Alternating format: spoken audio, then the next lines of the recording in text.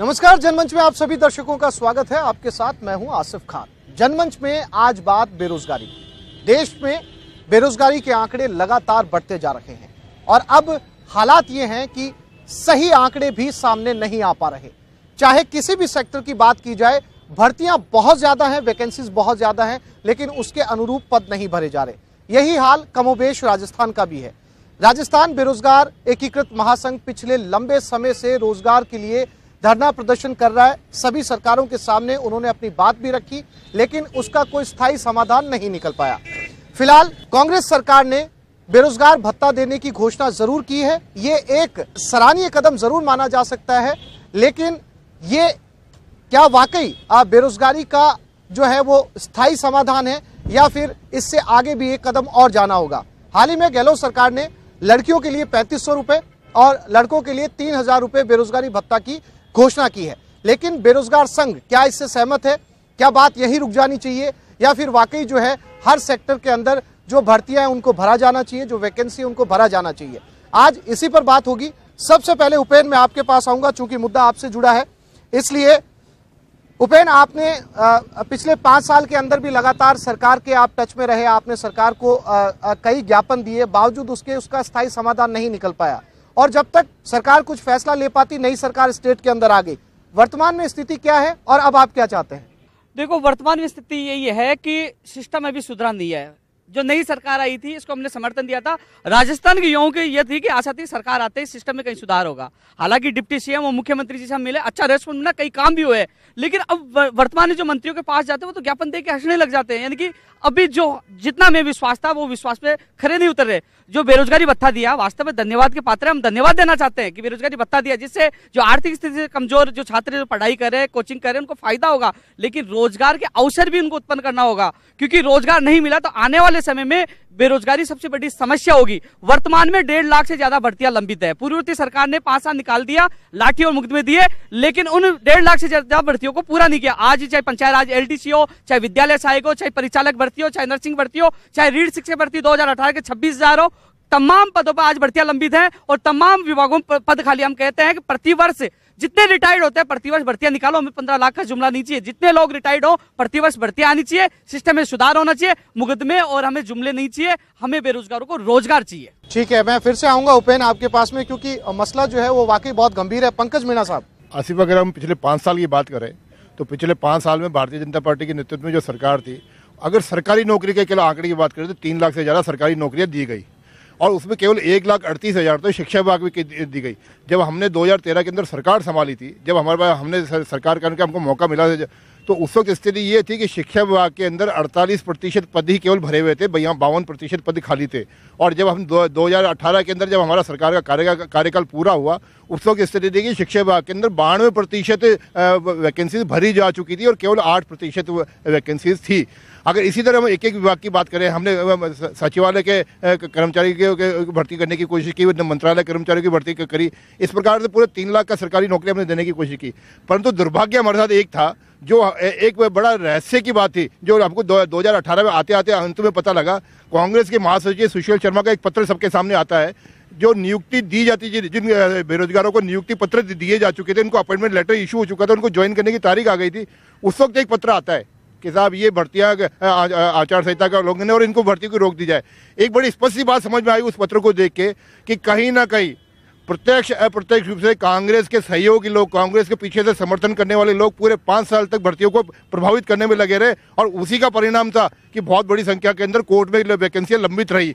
हमारी नियत थी कि हम करना चाहते थे और उसके बावजूद इन्होंने कोर्ट का सहारा लेके, एक अप्रत्यक्ष दूसरे लोगों के सहारा लेके इन्होंने कोर्ट के माध्यम से वो वैकेंसी ऐसा क्यों किया गया पंकज जी? राजनीति से प्रेरित था? कहीं ना कहीं क्रेडिट भारतीय जनता पार्टी की सरकार को ना मिल जाए। 3 लाख युवा अगर रोजगार लगते हैं और वो कहीं ना कहीं अपने परिवार को मोबिलाइज करते हैं कि हाँ भाई भारतीय जनता पार्टी की सरकार में अच्छा काम हुआ और बेरोजगारों को नौकरी देने की काम की, तो मेरे को लगता है इस डर के मारे कांग्रेस ने ऐसा किया। और ये कोई मजाक की बात नहीं है। इनके कांग्रेस के महासचिव सुशील शर्मा जी का पत्र सबके सामने है, मेरे ख्याल से आप मीडिया वालों के पास में भी होगा। दूसरा, कांग्रेस ने मजाक किस प्रकार से किया आप ये देखिए। आप चुनाव जीतने के लिए आपने कहा कि साहब बेरोजगारी भत्ता देंगे, राजस्थान के युवाओं को बेरोजगारी भत्ता देंगे, और जब 50 दिन सरकार को होने को आए और जब भारतीय जनता पार्टी की तरफ से जब दबाव बनने लगा, तब आपने क्या किया, खोदा पहाड़ निकली चुहिया। हुआ ये कि राजस्थान में जो आज 32 लाख बेरोजगार युवा हैं, 12वीं पास अगर बच्चों को गिना जाए, बेरोजगार युवा गिना जाए, ग्रामीण और शहरी दोनों मिला के 32 लाख युवा होते हैं, उनमें से आपने केवल 1 लाख को आपने बेरोजगारी भत्ता देने की बात की, और उसमें भी आपने वहाँ डिफ्रेंशिएट कर दिया। 3,500 तो देंगे महिलाओं को और 3,000 देंगे पुरुषों को।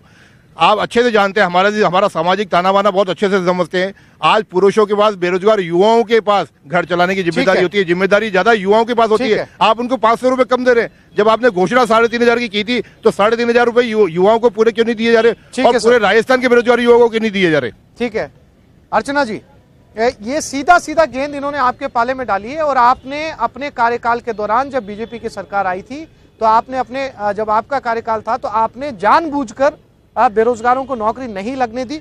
पंकज जी आपके सामने ये बात कह रहे हैं, चूंकि ये बात पुरानी है, अब फिर से आपकी एक बार सरकार है, क्या आपके पास में रोड मैप है इन तमाम बेरोजगारों का? आपके सामने यहाँ मंच पर भी मौजूद है। देखिए आसिफ भाई, कहावत सुनी होगी आपने कि डूबते को तिनके का सहारा मिल जाता है, ठीक है, जब डूबने वाला, और जो डूब ही गया वो भी तिनके का सहारा ढूंढ रहा है, ऐसा मैंने पहली बार देखा है। तो इनकी नैया डूब गई, बेरोजगारों पे लाठियां चलाई, उनको लफंगे कहा, उनको दरकिनार किया, उनकी चरम पर अनदेखी की, और उनके साथ जो दुर्व्यवहार किया जा सकता था किया। आज ये हमको सरकार में आए कितना समय हुआ है बताइए आप मुझे। उसके बावजूद विचलन इतना ये दिखाना चाह रहे हैं, जबकि बेरोजगार जो महासंघ है उसके खुद के अध्यक्ष ने कहा कि हमारे यहाँ उनकी सुनवाई भी होती है और उनके लिए प्रक्रिया भी चल रही है। ऐसे में ऐसी बातें कहकर भ्रमित करने का ये प्रयास करें। जो लोग 500-600 रुपये भत्ता नहीं दे सके पूरी तरीके से, आज हमारी सरकार के गठन के बाद चलो 1 लाख लोगों को ही दे रहे हैं, जो आप कह रहे हो, तो भी बहुत बड़ी उपलब्धि है भाई। आप तो 1 लाख रोजगार भी सृजन नहीं कर सके। आपने जिस तरह के कमिटमेंट्स किए थे उसे खरे नहीं उतरे। इनके ट्विटर हैंडल पर 44 लाख रोजगार देने का दावा किया गया था चुनावों के समय, और 15 लाख के कमिटमेंट के साथ शासन में आए थे। यानी दिग्भ्रमित करने की नीति के तहत चलना क्या होता है, इन्होंने पूरी तरह से स्थापित किया। और सबसे बड़ी विडंबना देखिए कि इन्होंने जिस पत्र का जिक्र किया, ये लोग जिन लोगों से ताल्लुक था उस पत्र का वो जानते हैं, वो पत्र फेक था, उसका उसी दिन खंडन कर दिया। लेकिन चूंकि इनके पास कोई मुद्दा नहीं था तो उसको मुद्दा बना करके चल, ना तो वो प्रदेश कांग्रेस की तरफ से कोई पत्र जारी हुआ था, ना उसका कोई लेना देना था। इन्होंने मुद्दा बनाया, हमने तुरंत खंडन करके और स्पष्ट किया इसका कोई लेना देना नहीं, कोई सरोकार नहीं। अब बात रही रोजगार सृजन की, तो देखिए जो लोग अभी 5 साल सत्ता में रहे और उन्होंने जो कमिटमेंट्स किए उसमें खरे नहीं उतरे, तो उनको कोई अधिकार नहीं कि उन मुद्दों को लेकर के प्रपंच रचे। कर्ज माफी की घोषणा शुरू हो गई है और काम भी शुरू हो गया। घोषणा तो पहले ही हो गई थी सरकार बनने के 2 दिवस में, और आज इम्प्लीमेंटेशन भी शुरू हो गया। उसके बावजूद अगर ये जेल भरते हैं तो ये ऑप्टिक्स की राजनीति। आपने देखा ना युधिष्ठिर सच क्या होता है। युधिष्ठिर ने कहा कि अश्वत्थामा हतो हता, तो पीछे से चिल्लाए हतो हता, तो सबने मान लिया। तो ये लोग क्या करते हैं, चिल्लाते हैं जोर जोर से और उस पर पर्दा डालने का प्रयास करती। जितने बेरोजगार युवा यहाँ बैठे हुए हैं, मुझे ये शब्द इस्तेमाल करते हैं युवा के आगे दुख भी होता है, क्योंकि डेमोग्राफिक डिविडेंड है देश का। लेकिन इसको गर्त में किसने पहुंचाया? आज 45 साल से सबसे ज्यादा जो अनएम्प्लॉयमेंट रेट है वो किसके राज में हुई, ये पूरा देश जानता है।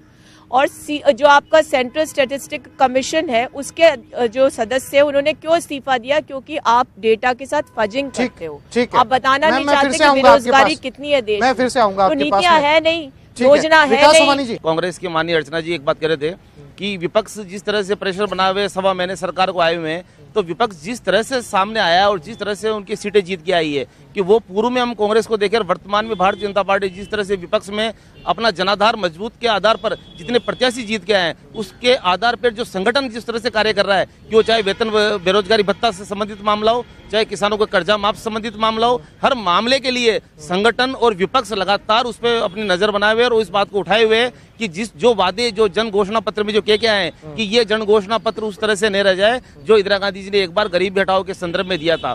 आज वर्तमान की परिस्थिति में जिस प्रकार से बेरोजगार युवा संघ के अध्यक्ष और जब सब लोग हमारे बीच में बैठे हैं, तो इस बात को तायद करने के लिए उन्होंने कहा कि हम मिलने के बाद जब 1 फरवरी से वो बेरोजगार भत्ता शुरू करने जा रहे हैं, तो उसका इंफ्रास्ट्रक्चर वो कब तक रहेगा या रेगुलर लागू रहेगा, ये बात तो तय कर दी कि 3,000 लड़कों को और 3,500 लड़कियों को, पर ये लगातार अनवरत रूप से रहे जारी। इस बात को भी सोचना पड़ेगा, इसका इंफ्रास्ट्रक्चर भी देखना पड़ेगा कि आम जनता को जिस प्रकार से जो कहा गया है उसकी घोषणा चाहे किसानों से संबंधित हो, युवा बेरोजगार हमारे बीच में बैठे हुए हैं, तो कई ऐसी लिटिगेशन थी आसिफ भाई जिसमें जो कहा कि सुशील शर्मा जी ने लगाया और कहीं भी कोर्ट में ऐसी याचिकाएं लगी हुई थी जिसको निस्तारण करने के लिए पूर्व सरकार, भारतीय जनता पार्टी सरकार, वसुंधरा राजे सरकार ने निरंतर प्रयास किए और उसमें कई प्रकरणों को निस्तारण करते हुए नौकरियां भी दी। ये अलग बात है कि कुछ नौकरियां अटक गई, उसका निस्तारण नहीं हो पाया वो समय रहते, पर उसमें बेरोजगार युवा संघ निरंतर संपर्क में बने रहे। इन्होंने मुलाकात भी की, मुख्यमंत्री से मुलाकात की, नतीजा निकला, नतीजा उसमें कुछ हद तक निकला भी सही। ये बात है कि समुचित नहीं निकल पाया, उसके लिए लगातार प्रयासरत थे, ये बात मैं कहना चाहूंगा। इसके बाद निरंतर जो है नतीजा और विपक्ष में अपनी भूमिका निकाल भी। योगेंद्र पारीक जी, मैं आपके पास आऊंगा और मेरा सवाल आपसे ये है कि आप भी एक आंकड़ा सुनिए और उसके ऊपर अपनी राय जरूर दीजिएगा, क्योंकि यहाँ पर वो तमाम नौजवान हैं जो पिछले कई साल से पढ़ाई करके संघर्ष कर रहे हैं। अगर आप नेशनल करियर सर्विस पोर्टल पर जाएंगे तो 3 सालों में आपको 8,57,316 बेरोजगार युवाओं ने रजिस्ट्रेशन करवाए हैं। इसमें उनकी एजुकेशन का जो एजुकेशन का स्तर है उनका वो सुनिए आप। इसमें 10वीं से लेके 12वीं diploma certificate, graduate, post graduate, PhD, ITI, PG diploma शिक्षित बेरोजगार शामिल हैं। आप अंदाजा लगा सकते हैं कि जब एक पियोन की वैकेंसी के लिए एक पोस्ट ग्रेजुएट को अप्लाई करना पड़े। ये बिल्कुल सही बात है। ये दुर्भाग्य देश का कि कोई भी ज़्यादा पढ़ा लिखा आदमी बड़ी नौकरी जब उसको नहीं मिल पाती है तो छोटी नौकरी के लिए अप्लाई करता है, और इस चीज़ के लिए हमेशा एक शर्मिंदगी महसूस होती है कि एक बीए पास करके और वो तो आईएएस ऑफिसर बन जाता है और एमए पास करके उसका चपरासी बनता है। लेकिन अगर मान लो 15 लाख नौकरियाँ दे देती गवर्नमेंट तो क्या राजस्थान की बेरोजगारी खत्म हो जाती? मैं आपको उससे आगे लेके जाता हूँ। एक नया सेक्टर लाना पड़ेगा। आज के 20 साल पहले प्राइवेट बैंकिंग शुरू हुई। प्राइवेट बैंकिंग की जॉब उतनी सिक्योर है, उतनी सिक्योर नहीं है, वो किस्सा एक अलग है। लेकिन उसके बाद भी आप ये देखो कि उसमें कितने लोगों को रोजगार मिला। जब तक ऐसा कोई नया सेक्टर इंडिया के अंदर नहीं आएगा, इंडिया के रूप के अंदर देखना पड़ेगा कि एक नया मार्केट लेके आए, नया काम लेकर के आए और जिससे करोड़ों लोगों को रोजगार मिले। वो नई सोच सेंट्रल गवर्नमेंट को करनी पड़ेगी। उसमें स्टेट गवर्नमेंट अपने लेवल पे कर सकती है, इंडस्ट्रियलाइजेशन को दे सकती है, अगर उसमें जीएसटी की रिबेट देती है तो। इस तरीके की कोई जब तक सोच नहीं आएगी ना, जो एक सेक्टर नया नहीं खोलेगी, तब तक बहुत ज़्यादा मुश्किल हो जाएगा। और ये तो विडंबना हमेशा से रही है कि कम पढ़े लिखे लोग हैं वो तो मजदूरी कर लेते हैं, लेकिन ज़्यादा पढ़ा हुआ जो है वो मजदूरी भी नहीं कर पाता है और वो फिर चपरासी की नौकरी। सर, आजकल बहुत पढ़े लिखे लोग भी कर रहे हैं मजदूरी। हाँ, ये बात भी सही है कि बहुत पढ़े लिखे लोग भी मजदूरी कर रहे हैं, लेकिन फिर भी उनका आंकड़ा इतना ज्यादा नहीं होता कि वो उनको शर्म आती है। एक नया सेक्टर लाना पड़ेगा। हाँ, एक नया सेक्टर लेके आना पड़ेगा। अमित, आम आदमी पार्टी की तरफ से आप यहाँ प्रतिनिधित्व कर रहे हैं और आपके जो मुख्यमंत्री हैं दिल्ली के अंदर, वो युवाओं को आगे लेके चलने की बात करते हैं, रोजगार को लेकर भी हमेशा वो प्रखर रहे। ऐसे में जो आंकड़े इस समय आपके सामने मैंने जो रखे हैं, या ये जो बेरोजगार बैठे हैं, क्या आपकी पार्टी का स्टैंड है इसको लेकर और किस तरीके से इसका समाधान आपकी पार्टी सोचती है? सर्वप्रथम तो जो एकीकृत बेरोजगार महासंघ है उनकी मांगों का आम आदमी पार्टी समर्थन करती है, ये कहना चाहूँगा। और दूसरा मैं बताना चाहूँगा कि जिस तरह से जो पिछली पार्टी, जो हमारी सत्ताधारी पार्टी थी, उसकी जो संवेदनहीनता थी, वो इसका मुख्य कारण रही कि आज जो हमारे सामने बैठे हुए हैं। और संवेदनहीनता की पराकाष्ठा ये रही कि 4 नवयुवक उस समय ट्रेन के आगे आके मर गए और उनमें से एक लड़का जिसका नाम अभिषेक मीणा था, वो गंभीर रूप से घायल हुआ था। और जब उसको अस्पताल में एडमिट कराया गया तो उसके अंतिम शब्द जो थे, आप लोगों के जहन में भी ये मामला होगा, तब उसका ये कहना था कि रोजगार हमें मिलेगा नहीं, खेती की स्थिति बुरी है, तो इससे अच्छा है हम लोग मर जाते हैं। तो मैं ये बताना चाह रहा हूँ, उस समय हमारी जो पूर्व मुख्यमंत्री थी वसुंधरा राजे जी, वो अपने चुनाव प्रचार के अंदर बिजी थी और चुनाव प्रचार के अंदर भी बहुत सारी महिलाओं ने उनको ये कहा कि जो पढ़े लिखे युवा हैं वो बेरोजगार घूम रहे हैं, आप कर क्या रहे हो, आप वोट मांगने आ रहे हो। तो मेरा कहने का मतलब यह है कि सरकार को संवेदनशील बनना पड़ेगा। अभी जो हमारी नई सरकार आई है उससे हमें पूरी उम्मीदें हैं कि उनको अभी आए हुए चूँकि बहुत ज़्यादा समय नहीं हुआ है, तो हम लोग उनके ऊपर आरोप प्रत्यारोप की बात नहीं करेंगे, उनको थोड़ा समय मिलना चाहिए। और हमारी पार्टी की जो दिल्ली में स्ट्रेटेजी है वो मैं आपको बताना चाहूँगा। हम चाहते हैं कि यहाँ भी उसको अपनाया जाए। दिल्ली में जो बहुत ही एक्टिव 5 स्किल सेंटर खोले गए हैं, जिसमें गवर्नमेंट जॉब के साथ साथ जो युवा है हमारा, उनको ट्रेन भी किया जाए कि प्राइवेट जॉब्स भी उनके लिए जनरेट किए जाए। और बहुत वृहद स्तर के ऊपर जॉब फेयर्स लगाए जा रहे हैं। उन जॉब फेयर्स में गवर्नमेंट उनकी पूरी सहायता कर रही है कि एम्प्लॉयर और एम्प्लॉय उनको किस तरह से साथ साथ बैठाया जाए।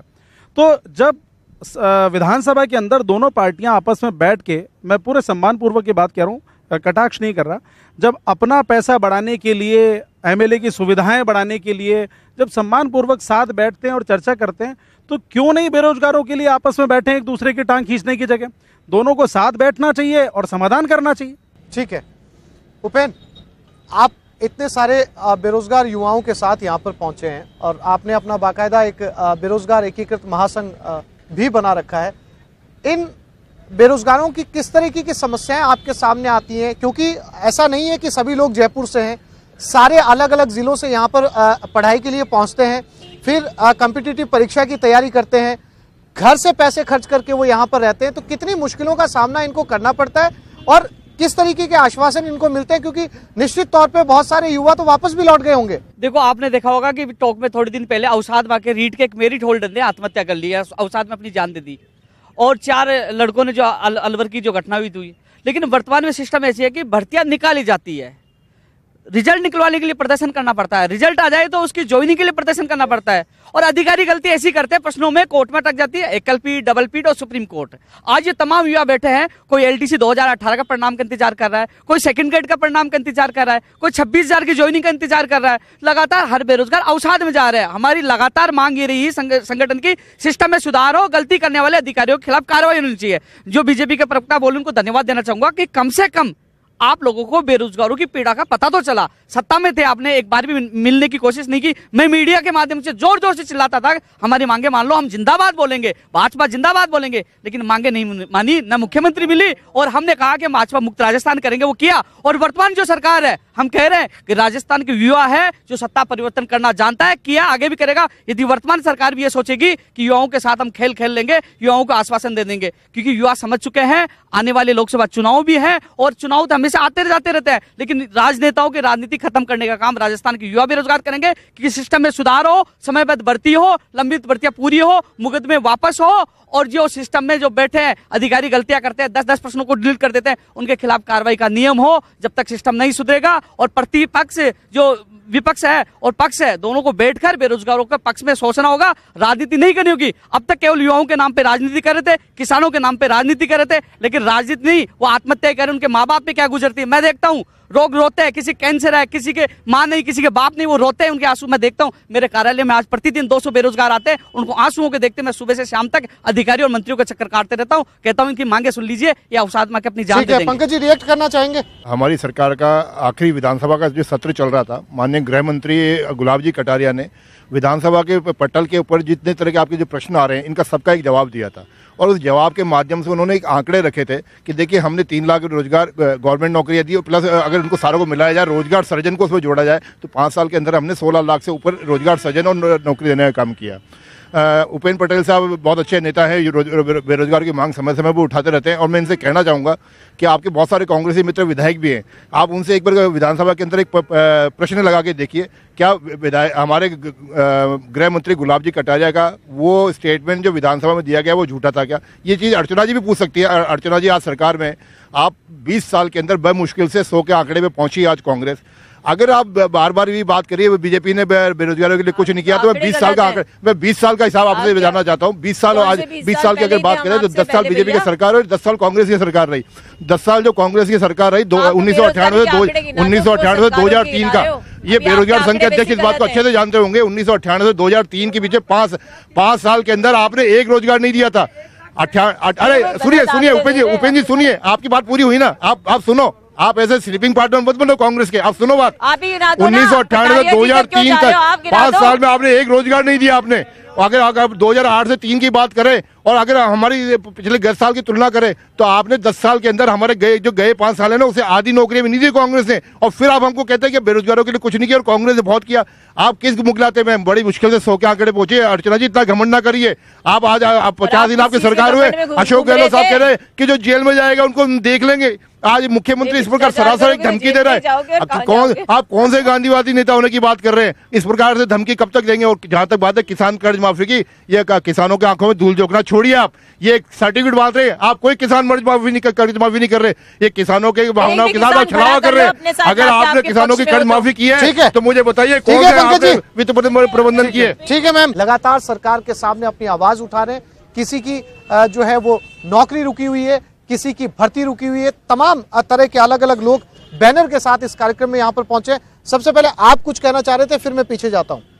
सबसे पहले तो मैं उन महोदय का जवाब देना चाहता हूँ। उन्होंने ये कहा था कि मैडम ने बेरोजगारों को साथ लेके चली थी, तो उससे उनसे कहना चाहूँगा कि मैडम हमसे कब मिलेगी, उनको मंत्रियों से मिलने की फुर्सत नहीं थी, पहली बात तो।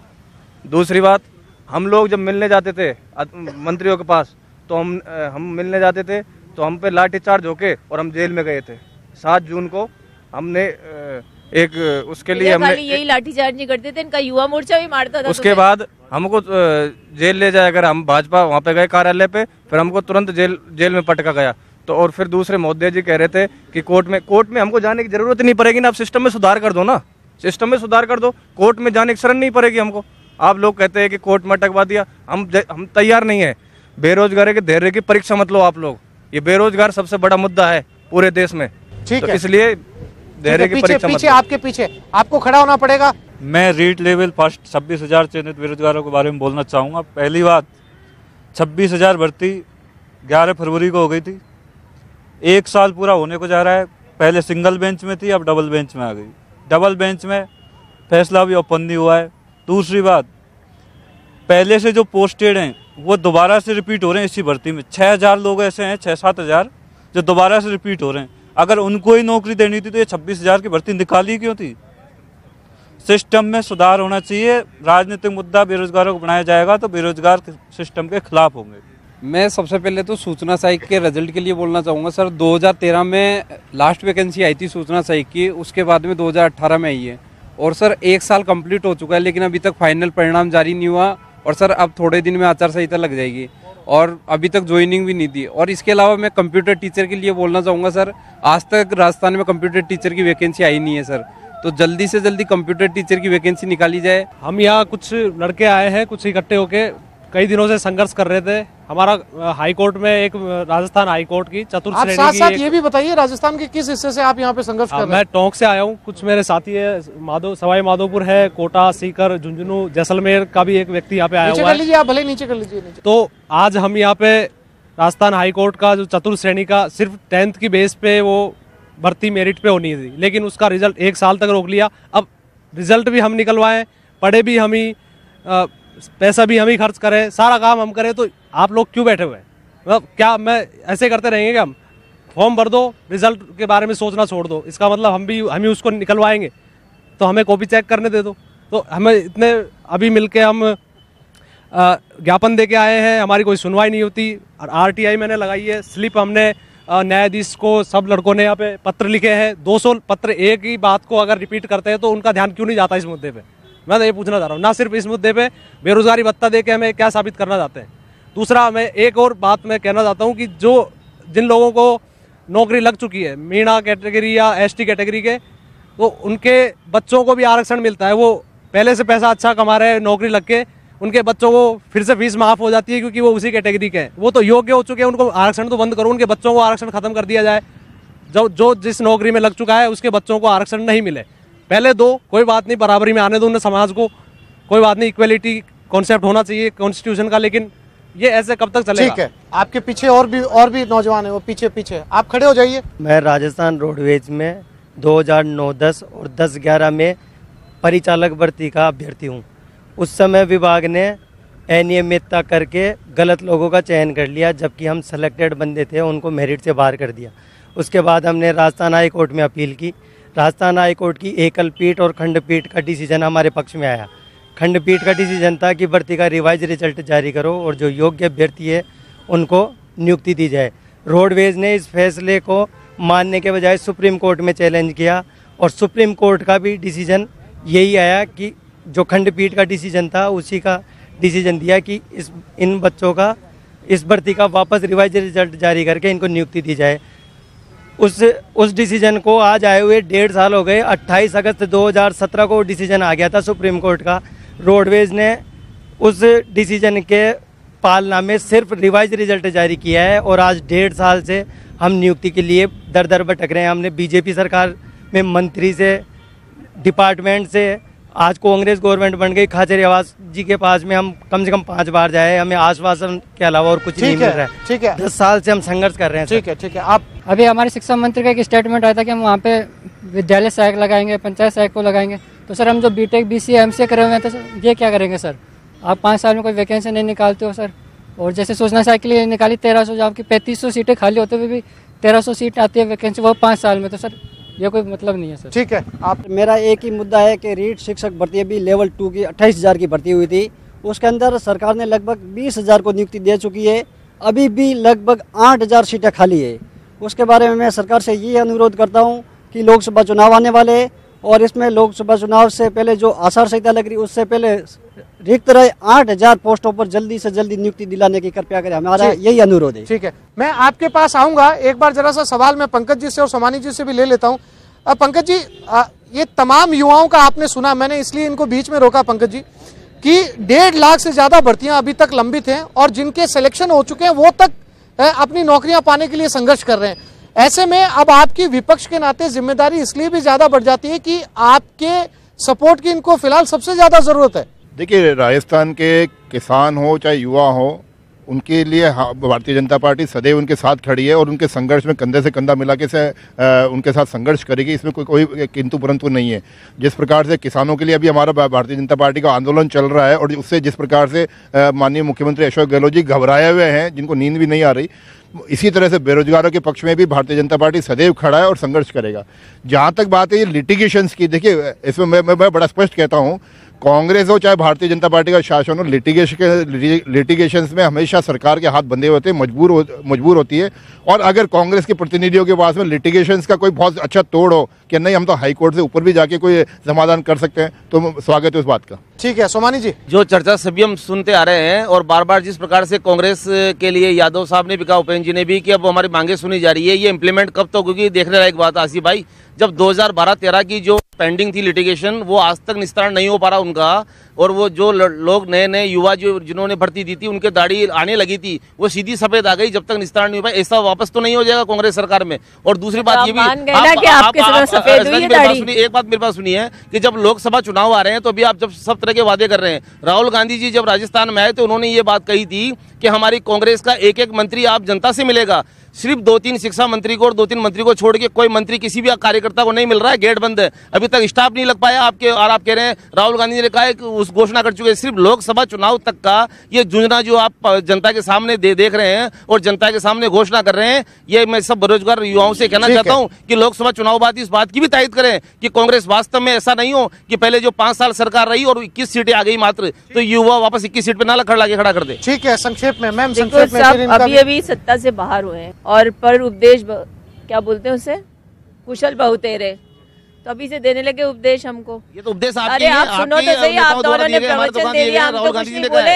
इनसे माइक आप कंटिन्यू करिए सोमानी जी। क्योंकि इनकी बौखलाहट और अवसाद का सम्मिश्रण सामने आ रहा है और उससे युवा विचलित हो रहे हैं, क्योंकि ये कोई सकारात्मक राजनीति तो कर नहीं रहे। अब किसानों की ऋण माफी होगी फिर भी जेल भरेंगे, अब युवाओं के नाम पर राजनीति करेंगे तो छलावा करेंगे। ना युवा इन पे विश्वास करता, ना किसान, ना महिला विरोधी तो इन्होंने अपनी नीति साबित कर ही दी। रोजगार भत्ते में जो 500 रुपए महिलाओं को ज्यादा मिल रहे तो इनको पीड़ा हो रही है। तो ये भत्ता कोई घर चलाने के लिए, फिर वही बात, आप गलत नहीं बोलेंगे। हम मेरी अभी आप इससे डिमांड है, इस तरह की धमकाना छोड़िए, आप ये घमंड छोड़िए सरकार का। हम बड़ा स्पष्ट कह रहे हैं, युवाओं को उनको 3,500 मिलना चाहिए।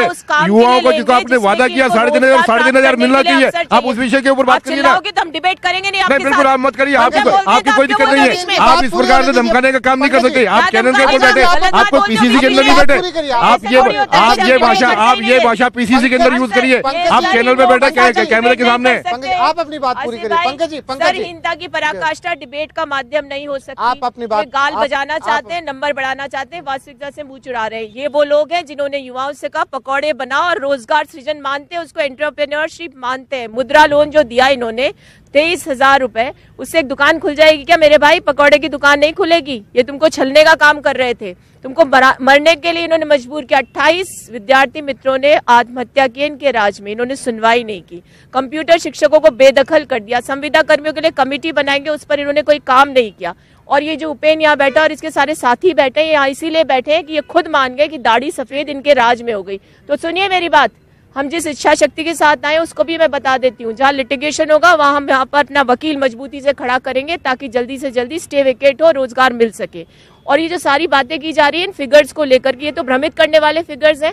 44 लाख रोजगार का ट्विटर हैंडल पे आया था चुनाव के समय। इनका एक अति उत्साही जो इनके कार्यकर्ता है दिल्ली से आए और आकर के बोले कि साहब 22 लाख रोजगार दे दिए। उसी दिन मुख्यमंत्री बोली 13 दे दिए, फिर कटारिया जी बोलते हैं 16 लाख दे दिए। ये क्या बात है आसिफ भाई? ये भ्रम की राजनीति की थी। युवाओं को इन्होंने एक तरह से जिस कुएं में धकेलने का काम किया तो उसी की परिणति है। अब आपसे ये कह रहे हैं हम एक सशक्त विपक्ष, रहिए ना सशक्त विपक्ष। हम तो कह ही रहे हैं सकारात्मक राजनीति कीजिए, हम पर दबाव बनाइए, लेकिन गलत बातें मत बोलिए। ये मत बोले कि मंत्री नहीं मिलते। आज जुम्मा सरकार बनी है, मंत्री नहीं मिलते। आपके यहाँ तो सिविल लाइंस में जो मुख्यमंत्री का निवास है करंट आता था।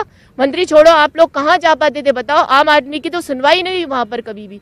तो ये बड़े बोल बोलने से पहले अपने गिरेबान में झांकना चाहिए। युवाओं की जो नाराजगी उसका दंश आपने झेला है, किसानों को मरने के लिए मजबूर किया, महिलाओं की लुट्टी असमत पर आपने कोई कार्रवाई नहीं की और आज बड़े बोल बोलने के लिए मजबूर हो गया।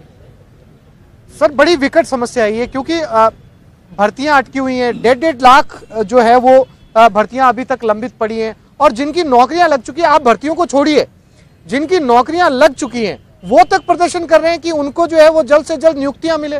बिल्कुल, इस मामले में तो जैसा हम देख ही रहे हैं, सब लोगों ने भी अपनी पिछले 5 सालों में कितने लोग परेशान हुए, इन सब ने अपना बयान किया है यहाँ पर। लेकिन इसके साथ यहाँ पर केंद्र सरकार की बहुत बड़ी जिम्मेदारी है कि वो एक सकारात्मक रोल निभाती।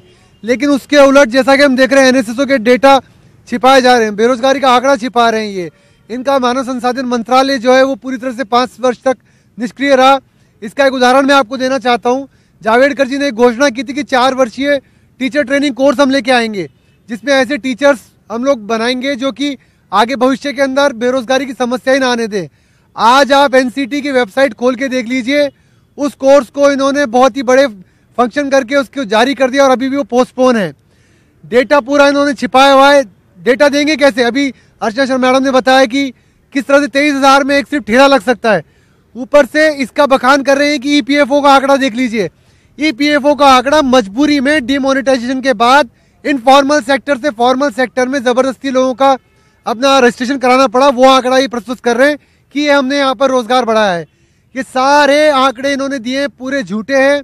अगर केंद्र सरकार अपनी जिम्मेदारी निभाती और दोनों जगह शासन भाजपा का था तो 5 साल में मैं मानता हूँ कि कम से कम इससे 10 गुना ज्यादा रोजगार हमारे राजस्थान में मौजूद होते। ठीक है, उपेन आप कुछ कह रहे थे, फिर मैं पीछे जाऊंगा, संक्षेप में रखिएगा, समय कम है।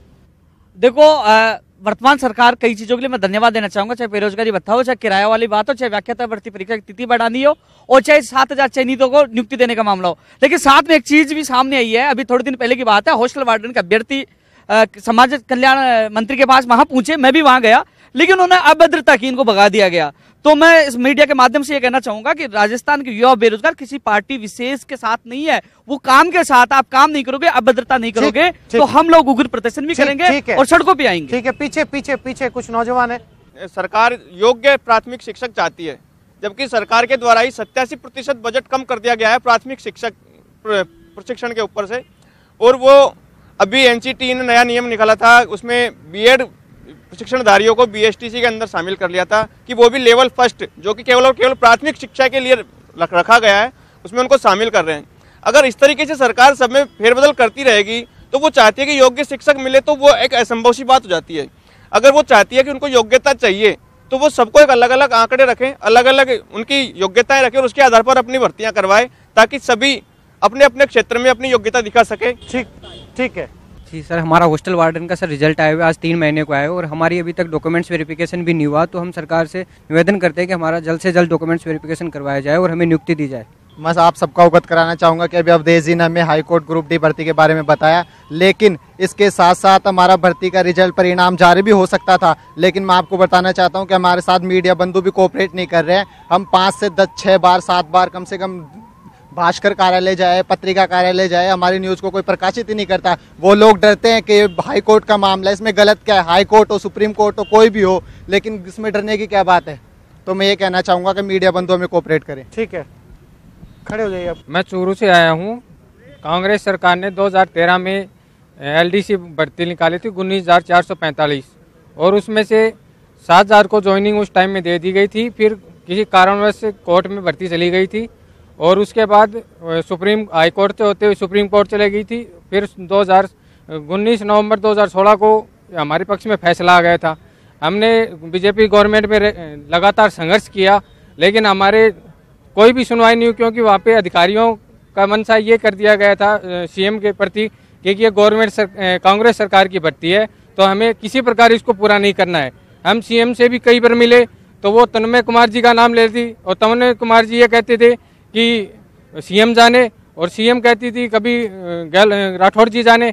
तो ऐसे हम 2-3 साल घूमते रहे, 6 साल हो गए पूरे भर्ती को, अभी तक पूरी नहीं। हम कांग्रेस सरकार से यही उम्मीद करते हैं कि उनकी भर्ती है और वो जल्द से जल्द इसे पूरा करे। बेरोजगारी को लेकर बेरोजगारी के आंकड़े लगातार न केवल देश में बल्कि राजस्थान में भी बढ़ते जा रहे हैं। धरना प्रदर्शन जारी है और मांग है कि जल्द से जल्द इन पढ़े लिखे युवाओं को रोजगार मिले। सर, मैं ये कहना चाहता हूँ कि डिप्लोमा इंजीनियरिंग के लिए काफ़ी टाइम से कोई वैकेंसी नहीं आई। मैंने डिप्लोमा किया हुआ है इलेक्ट्रॉनिक्स एंड कम्युनिकेशन से, ना तो इलेक्ट्रॉनिक्स कम्युनिकेशन की कोई भर्ती आई है, ना आईटी में आई, ना कंप्यूटर साइंस में आई है। तो ये बेरोजगार क्या करेंगे अगर इनके लिए प्राइवेट सेक्टर में है, लेकिन प्राइवेट सेक्टर में भी इतना कुछ नहीं है जितना अभी गवर्नमेंट सेक्टर की तो वैकेंसी एक भी नहीं आई पिछले 5 सालों में इलेक्ट्रॉनिक्स एंड कम्युनिकेशन डिपार्टमेंट की। अगर आंकड़े अगर चेक करो तो आप पिछली जितनी भी सरकारें आई है सबके आंकड़े आप देख सकते हैं कि उनमें कोई भी अभी तक कोई ऐसी कोई बड़ी वैकेंसी नहीं आई जिसमें कोई डिप्लोमा वाले नौकरी लगे हो। जो वैकेंसी है वो नहीं भर रही अभी तक, तो आप अभी नहीं भर रही है जी। मैं आपको एक नया उदाहरण बताता हूँ। बीएड और बीएसटीसी वालों को एक कर दिया गया है। अब जैसे 26,000 चयनित जो बेरोजगार है उनको वैसे भी ज्वाइनिंग नहीं मिल रही, और अगर नई भर्ती आती है उसमें अगर बीएड और बीएसटीसी वाले एक हो जाते हैं, तो अभी हमारा मंच बना हुआ है बीएसटीसी राजस्थान संघर्ष समिति, हम उसको मुद्दा उठाएंगे और वो और भर्ती अटकेगी हाईकोर्ट। इससे अच्छा है कि बीएसटीसी और बीएड को पहले से अलग कर दिया जाए। ठीक है। आप सरकार जो बेरोजगारी भत्ता दे रही है उसके लिए हम सरकार को बहुत बहुत धन्यवाद देना चाहते हैं, लेकिन बेरोजगार भत्ता रोजगार का स्थायी समाधान नहीं है। इसके लिए सरकार को रोजगार के अवसर उपलब्ध करवाने होंगे और रोजगार सर्जित करवाने होंगे। कोई भी सरकार बेरोजगारों को फुटबॉल नहीं बनाए। ठीक है। मैं विगत 30 वर्षों से रोजगार की लड़ाई लड़ रहा हूँ, जिसमें जिस प्रकार से हम देख रहे हैं कि हाई कोर्ट के अंदर एक मूर्ति लगी हुई है मनु की, तो यहाँ पर देश में अभी वर्तमान में मनुवादी लोगों का राज्य हो चुका है और उन्होंने मनु संस्कृति को अपना रखा है। 30 साल की लड़ाई के बाद में सुप्रीम कोर्ट एक निर्णय देता है कि नौकरी के बाद में आप अपनी योग्यता प्राप्त कर सकते हैं। ये इस प्रकार का निर्णय दिया गया है। एक सिनेमा ऑटोग्राफ का लाइसेंस होता है, जो सिनेमा ऑटोग्राफ का लाइसेंस उस इंस्पेक्टर के समक्ष खड़े होने पर दिया जाता है, तो उसको वो जो समक्ष होता है उन्होंने कह दिया नहीं, ये अपॉइंटमेंट के बाद में लिया जा सकता है। इस प्रकार का मिसकंसीव करके इन्होंने हमारे साथ बहुत दुर्भाव किया है और यहाँ देखना चाहता हूँ कि सुप्रीम कोर्ट जैसे में भी मनुवाद शामिल हो चुका है। ठीक है सर, ठीक है। मैं कहना चाहता हूँ कि ये दोनों सरकारें केवल वोट बैंक की राजनीति करती हैं। हमेशा 4 सालों में याद आता है कि युवाओं को नौकरी देनी है। युवाओं की बात केवल चुनाव के टाइम ही होती है। राजस्थान में तो स्पेशल 4 साल बाद 1 साल में जो वैकेंसी आती है वो केवल निकाल देते हैं। उसके बाद अगली साल जो सरकार नई बनती है वो पक्का होता है हर 5 साल में राजस्थान में, और जो सरकार बनती है वो पुरानी भर्तियां रद्द कर देती है या उनको आगे नहीं बढ़ने देती। उसके बाद वो भी 4 साल बाद भर्तियां निकालती हैं। तो इससे युवाओं को बहुत नुकसान हो रहा है। हम साल 2 साल 3 साल तक भर्ती अटकी होती है। हाईकोर्ट की भर्ती 1 साल से अटकी हुई है। सारे युवा परेशान है और केवल युवाओं के ऊपर वोट बैंक की राजनीति हो रही है। हम चाहते हैं कि इसका जल्द से जल्द समाधान हो। और जो बेरोजगार भत्ते की बात है, मैं पूछना चाहता हूँ कि वो देंगे किसे? कितने बेरोजगार, क्या आंकड़ा आपके पास? 1 लाख बेरोजगार के लिए बोल रहे हैं, और वो भी केवल स्नातक क्यों है? बाकी जो डिप्लोमा वाले हैं या कोई ITI कर रखी है, जो भी कर रहा है, क्या वो बेरोजगार नहीं है? उनको भत्ते की आवश्यकता नहीं है? हम जवाब चाहते हैं कितनों को देंगे और किस तरीके किस प्रक्रिया से आप चुनेंगे? क्या इसमें भी भेदभाव होगा? केवल अपने लोगों को भत्ता दिया जाएगा या किस किस को भत्ता देंगे? हमें बताएं सरकार। ठीक है अर्चना जी, बहुत गंभीर सवाल उस नौजवान ने पूछा है कि चलिए भत्ते को अगर एक बार के लिए अंतिम राहत मान भी लिया जाए, एक फौरी राहत मान भी ली जाए, तो ये फौरी राहत के पैरामीटर्स, मानक क्या होंगे? किस किस को देंगे और किस किस को नहीं देंगे? देखिए आसिफ भाई, जब ये नया प्रकरण नहीं है बेरोजगारी भत्ता देना, हमेशा से दिया जाता रहा है, लेकिन इसके मापदंड बनाए गए और इच्छा शक्ति प्रकट की जाती है और उसके अनुसार देते हैं। लेकिन सबसे बड़ी दुविधा, मैं युवा बेरोजगार साथियों से बात कर रही हूँ इस समय, ये दुविधा इससे क्योंकि हम युवातम देश हैं और सबसे ज़्यादा हमारी जनसंख्या है, तो डेमोग्राफिक डिविडेंड है। लेकिन बहुत दुख के साथ कहना पड़ता है कि साहब पिछले 5 वर्षों में जॉबलेस ग्रोथ हुई है और सिर्फ रोजगार सृजन का ही मुद्दा नहीं, यहाँ तो ले ऑफ्स हो गए हैं और ले ऑफ्स का कारण ये था कि डिमोनेटाइजेशन हुआ और जिस तरह से टेक्नोलॉजी का इनोवेशन हुआ उससे भी बहुत सारे कारण हुए, तो इसका सही तरीके से रोड मैप प्रस्तुत नहीं हुआ और यही कारण है कि आज सारी दुविधाएं प्रस्तुत हो रही हैं। तो यहाँ पर आरोप प्रत्यारोप नहीं, अब तो समस्या ये है कि कैसे उस जो गड्ढा खोदा गया उससे बाहर निकला जाए और इसे डिजास्टर में परिवर्तित ना होने दे, इसके लिए हम काम करने वाले हैं। और आप आश्वस्त रहिए, बेरोजगारी भत्ता वितरण में किसी प्रकार का भेदभाव नहीं होगा।